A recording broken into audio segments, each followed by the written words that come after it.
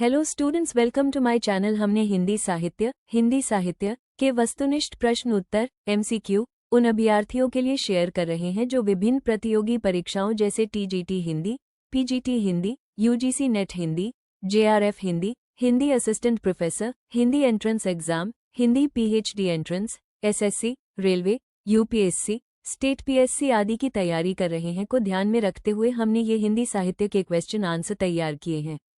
प्रश्न 1, किस युग को आधुनिक हिंदी कविता का सिंहद्वार कहा जाता है? उत्तर, भारतेंदु युग को। प्रश्न 2, द्विवेदी युग के प्रवर्तक कौन थे? उत्तर, महावीर प्रसाद द्विवेदी। प्रश्न 3, हिंदी का पहला सामाजिक उपन्यास कौन सा माना जाता है? उत्तर, भाग्यवती। प्रश्न 4, सन 1950 से पहले हिंदी कविता किस कविता के रूप में जानी जाती थी? उत्तर, प्रयोगवादी। प्रश्न 5, ब्रज भाषा का सर्वोत्तम कवि है? उत्तर, सूरदास। प्रश्न 6, आदिकाल के बाद हिंदी में किस साहित्य का उदय हुआ?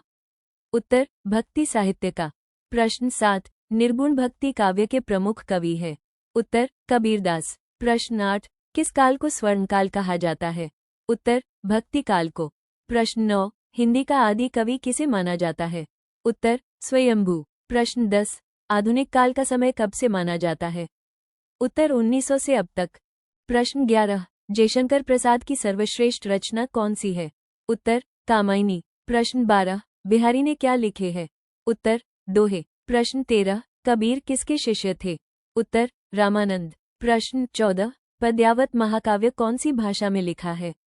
उत्तर, अवधी। प्रश्न 15, चप्पू किसे कहा जाता है? उत्तर, गद्य और पद्य मिश्रित रचनाओं को। प्रश्न 16, कलाधर उपनाम से कविता कौन से कवि लिखते थे? उत्तर, जयशंकर प्रसाद। प्रश्न 17, रसनिधि किस कवि का उपनाम है? उत्तर, पृथ्वी सिंह। प्रश्न 18, प्रेमचंद के अधूरे उपन्यास का नाम है? उत्तर, मंगलसूत्र।